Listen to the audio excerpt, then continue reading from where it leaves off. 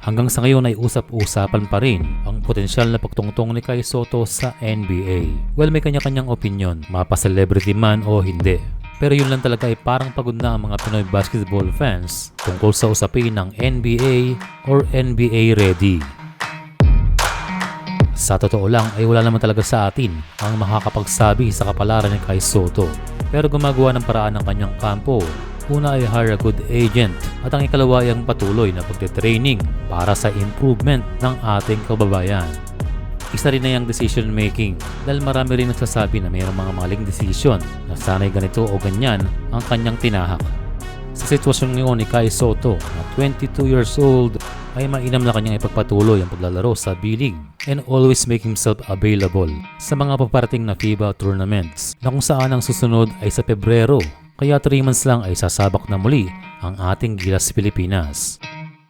And again for Kai Sotto ay maraming nagsasabi, ang tanging paraan sa ngayon para ito ay makatungtong sa NBA is to dominate Asia.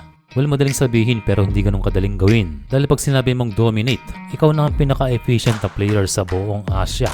And at this time, I would say na kailangan pa ng panahon kung kaya niyang i-domina ang buong rehiyon.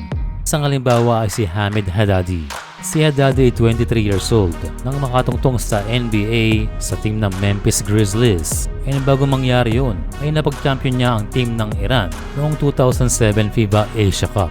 And dahil doon the following year, siya ay nakatungtong sa NBA. So kung titignan ng pattern, Kai Sotto at 22 ay mainam na matulungan niya ang Gilas na malayong marating ngayong FIBA Asia Cup.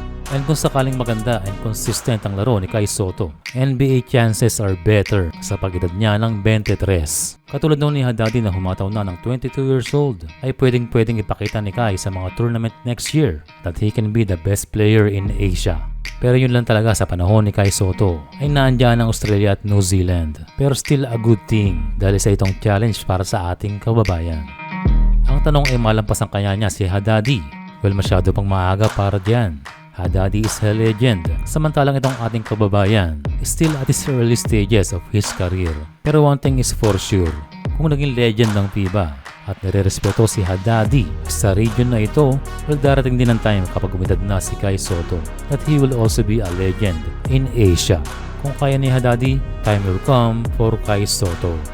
At ang susi lamang dito ay nasa kanya pa rin. Mas mainam na magstay healthy dahil yun ang magpapahaba ng kanyang career.